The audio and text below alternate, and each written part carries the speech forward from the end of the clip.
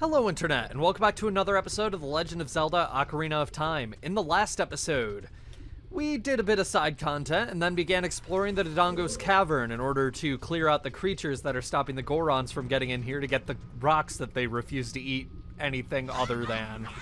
This time, we're going to be hopefully finishing up inside the Dodongos cavern. Did I enter the wrong room? I think I did. Once you beat the mini-boss, 2 doors open, and I always go through the wrong one. It's this one. Got it. In here, behind this wall, there is literally nothing worth risking your life to get to. You can hear big enemies over there. Trust me, just like the baby Dodongos, they'll explode when you kill them. Don't bother luring one over here to get in here. The only thing in here is a business scrub who sells Deku sticks, so... yeah, it's definitely not worth it because there's no way you're even remotely close to out of Deku sticks. This is a Dodongo. One jump slash with a Deku stick to the tail will kill them. However, they are armored on the entire rest of their body and they can breathe fire, which we'll probably be seeing in a second here. Maybe. Hold on. Never mind. Okay, as you can see, the explosion from these guys is big, so, yeah. Hey, you. Shoot your fire at me, please. Uh-oh. I didn't even press the R button. That was my GameCube controller freaking out. Okay. That's my first time actually using Deku sticks as weapons. It's because it's literally just the most efficient way to kill these guys, so, yeah. Anyway, the fact that there's a guy who sells Deku sticks somewhere in here hidden behind a wall that he can't escape from, and the fact that there's a bunch of torches probably tells you that the way we're getting out of here is going to be by lighting torches, so let's light some torches. There's 1, 2, third one over here. Yes, it is. Okay. There we go. I don't like that, like, the bottom of the bars are red. I know they're, like, meant to just be rusted, but they look blood-stained. Anyway. Stepping on this switch opens a door somewhere in here, which is good. We're back in the center room now. Also, I did put the bunny hood back on between videos, because I am going to be wearing this whenever I possibly can. Thank God I didn't fall in there. You are safe as long as you're on the edge of the lava, so, yeah. Anyway, let's open here, head in. All right. 1 second here. Alright. So, there's this obviously suspicious thing here with room for a bomb flower in the center. We're going to completely ignore it. It's the way of the Let's Player. It's like my instinct to always duck with the Hylian shield whenever I place a bomb flower. It's kind of fun. Okay, in here, 3 statues blocking a big chest. If we try to touch it, it's angry. This is an Armos. Stop its movement and then destroy it. Yeah, that's our task right now. I want to take a bomb and just throw it over here. And then another bomb and throw it over there. Yeah, a bomb will stop its movement. It'll start chasing you and flashing red, which means it's gonna explode. Yeah, that's all though. Not too hard to take out, just gotta do something a little creative because you can't hurt it with your sword. Yeah. You can also use a Deku Nut to stun them and then jump attack to hurt them, but yeah, using the bomb flowers is the intended way, and also, like, I'm out of Deku Nuts, so not gonna be doing it the fun way. Compass. There we go. We now have a complete map of the dungeon. I mean, we already had a complete map, but now our complete map actually shows us where we are and stuff. You know, stuff you'd want a complete map to do. There we go. The obvious solution was obvious.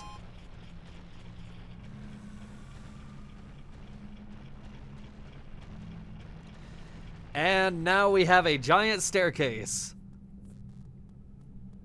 And you better believe Link isn't gonna climb it like a normal person. He has to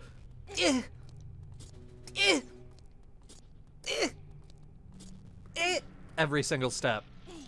Because he's tiny. He's the tiniest guy to ever do it. You can't backflip. I don't know if you can backflip up the stairs. I hope so, though. That sounds cool. Up here. Skullwalchula. It's nothing particularly new. However, above the Skullwalchula, there's a gold Skulltula. This one's not even hiding. If I can please kill it. Thank you. Climb up here. There we go. 23rd one. Not bad. Over there, we can see another gold Skulltula. We aren't going to be able to get to that one for quite a while, so don't worry about it right now. In this room, only one of the statues in here isn't an Armos, and we also have a new enemy, Fire Keese. I talked about Fire Keese in the next episode because regular Keese can become Fire Keese if there's a torch in a room. But, I mean, for our purposes right now, they're just as easy to kill as regular Keese. I'm going to tell you now, this is the statue that isn't an Armos, the one blocking the ladder required to get out of the room. So, yeah. Just deal with that one.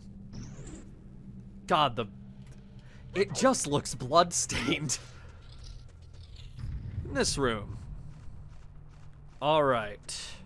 Fire Keese, again. I mentioned that fire enemies will burn your Deku shield. Fire Keese are the main thing I was talking about. There's going to be Fire Keese in, like, a lot of dungeons from now on. So, be careful going into them with, Deku shield. Just because Fire Keese will burn your shield. They've done it to me many times. They will do the same to you. Alright. In here. You can see it. These are blade traps. These are kind of a mainstay in Zelda, especially 2D Zelda, but they do appear in this 3D Zelda game.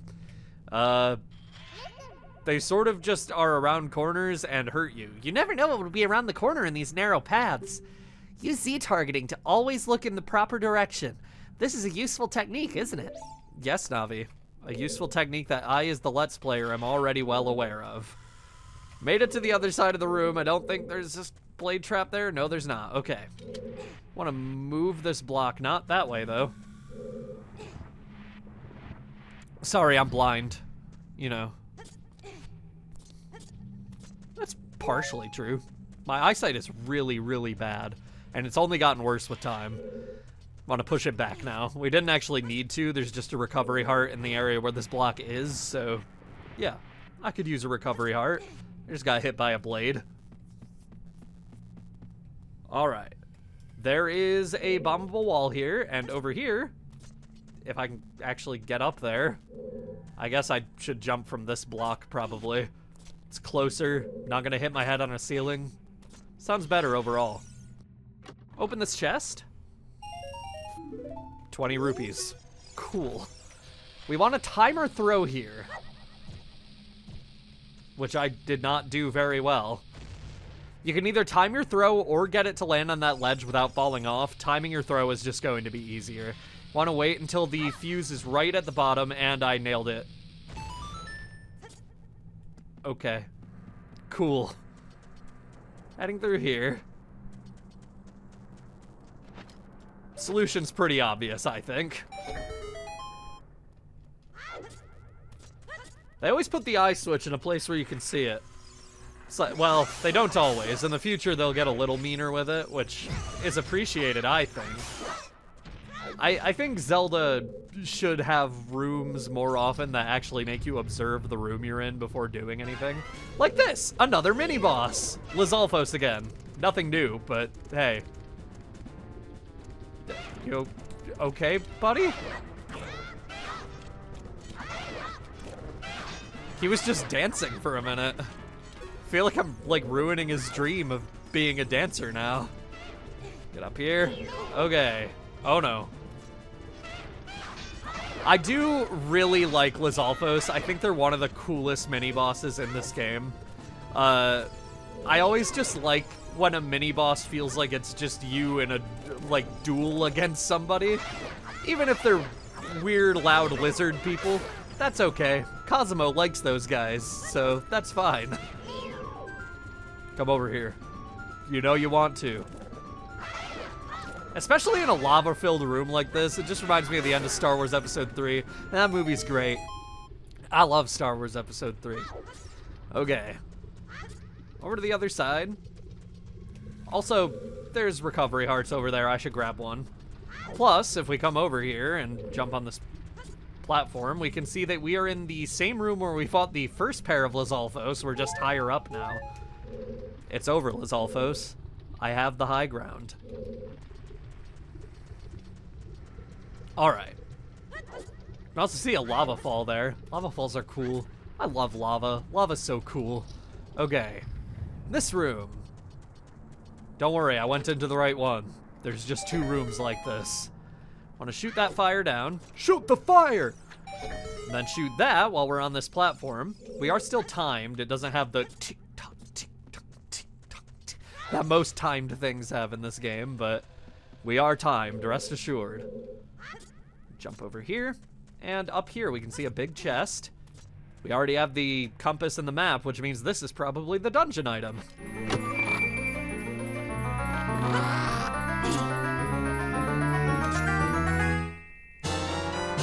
Bomb bag! This bomb-holding bag is made from a Dodongo's stomach. You found 20 bombs inside. Now you can set bombs to sea and blow stuff up. What a lucky guy. True. Yeah. There is a bombable wall down there. I'm telling you now, don't bother bombing it. The only thing inside are 2 business scrubs selling Deku nuts and Deku seeds, and there is no chance you are running low on Deku seeds. Well, I guess there is if you haven't gotten the upgrades, but nuts you don't need. Yeah, you don't really need to get more seeds either if you're running low. Just don't bother going down there because it will reset so much progress. I'm even risking more than I need to just to get 2 rupees by breaking those pots when I already had max rupees. Just don't bother. In here, you can step on this sign to make that platform start rising and falling. We now have a shortcut to get back up here. So I guess we aren't resetting that much progress, maybe. And this sign. I'm too close. L is real 2401. It's the same texture. Giant dead Dodongo. When it sees red, a new way to go will be open. Alright, cool. With that switch on, the moving platform goes higher. Now you can quickly reach the 2nd floor. True. I'm already on the 2nd floor. I don't need you to tell me that. I actually observed that in a cutscene just a second ago, Navi. Before doing the obvious thing here, we want to cross this bridge because there's a bombable wall, and we now have bombs to use to bomb bombable walls. This chest is a little bit interesting. Kick it open. Blue rupee. Not really good, right? If your Deku shield burned up, that chest will contain a Deku shield. Yeah, pretty cool. My notes say there's a red rupee in that chest. Way to get my hopes up. We want to drop bombs in both of the dead Dodongo's eyes. There we go.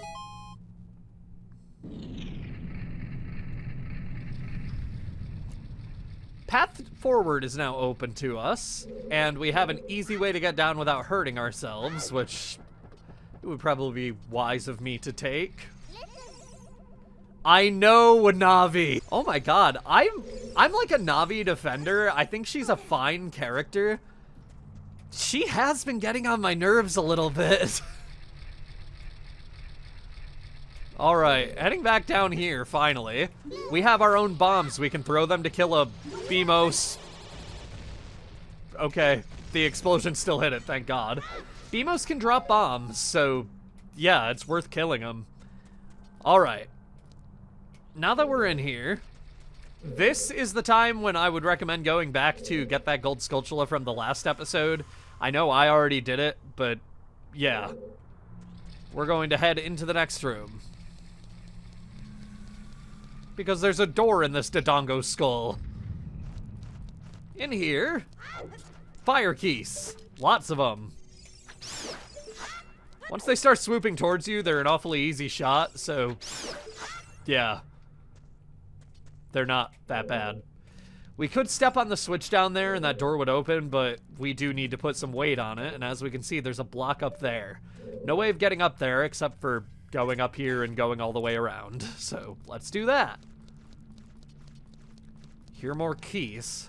That's good. My favorite. Every like Nintendo RPG has to have its signature annoying f***ing bat. And I say that affectionately.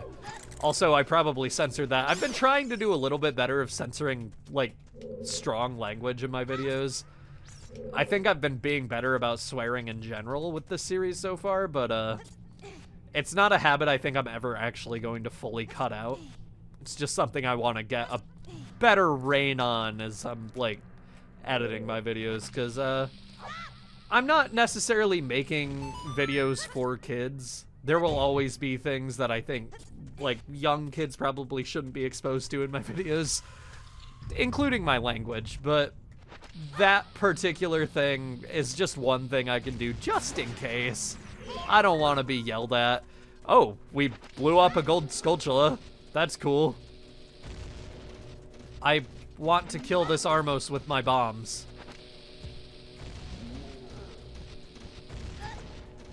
Okay.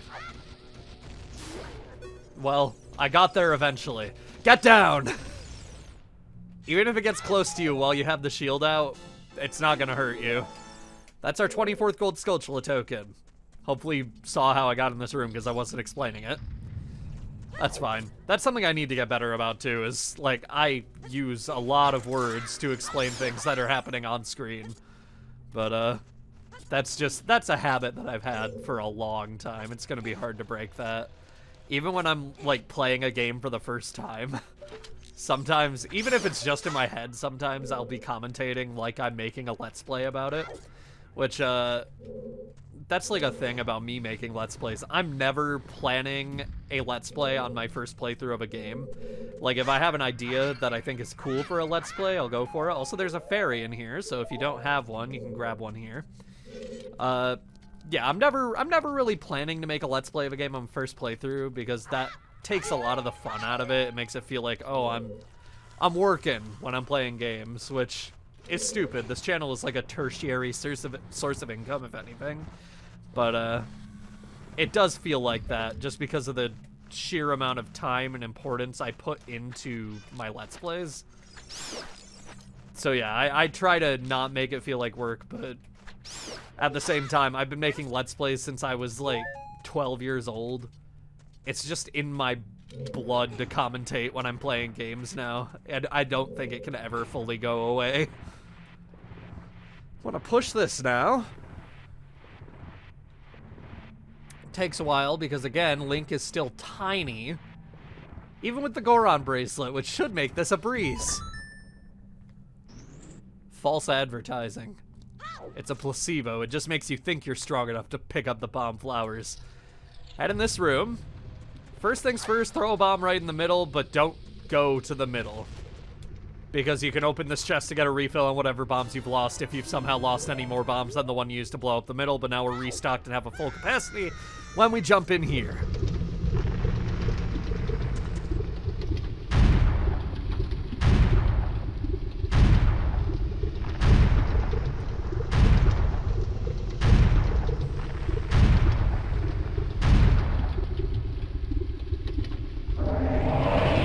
Infernal Dinosaur, King Dodongo.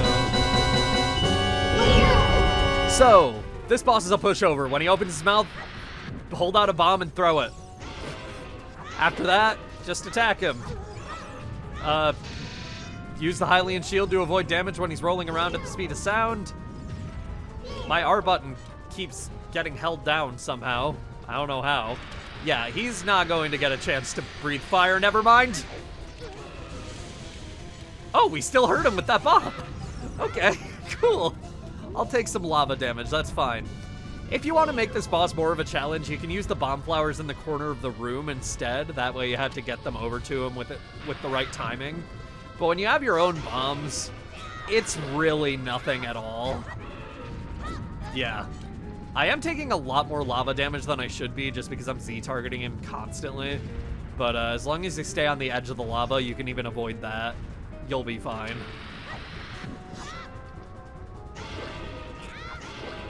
Alright, probably one more hit will do it. Okay, there we go. He's just harmlessly rolled past.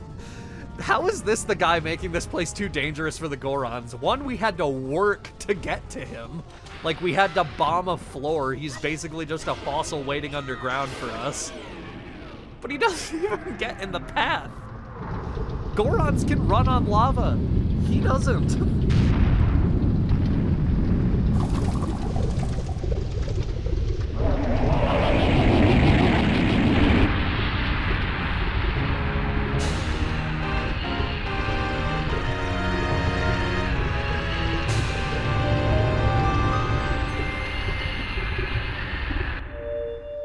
The lava's now dried up, and he dropped a heart container, as most bosses do.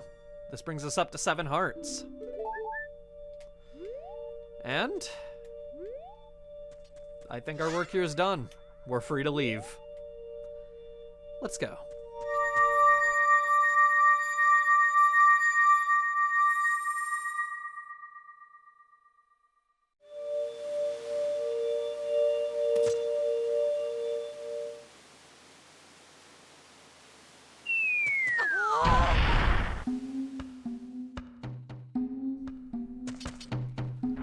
It's me, Darunia! Well done! Thanks to you, we can once again eat the delicious rocks from the Dodongos cavern until our stomachs burst. What a wild adventure. It'll make an incredible story. I can't believe that the Dodongos suddenly appeared in such great numbers. And that big rock block in the cave. All this trouble must have been caused by that Gerudo thief, Ganondorf. He said, "Give me the spiritual stone, only then will I open the cave for you." You, on the other hand, risked your life for us. Kid, I like you. That's about you and I become sworn brothers. No, there's no big ceremony involved, just take this as a token of our friendship.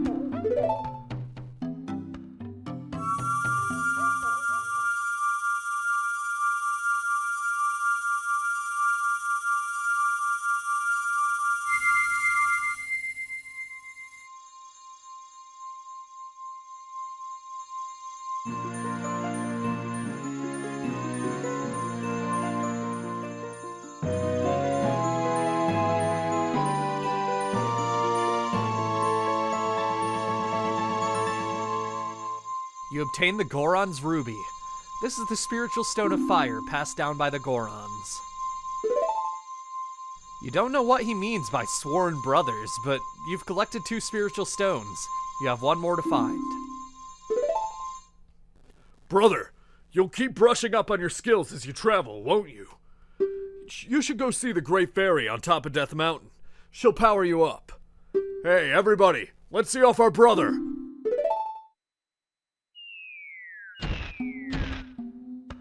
You did great! How about a big Goron hug, brother?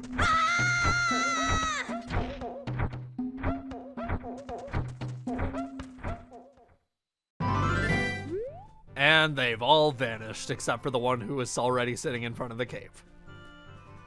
With that done, we've cleared the Dodongos cavern, gotten our 2nd spiritual stone, befriended the Gorons and became sworn brothers with Darunia, and we have access to bombs now. Next time in The Legend of Zelda: Ocarina of Time, we're going to see what Death Mountain has for us now that we have bombs on it. See you guys then.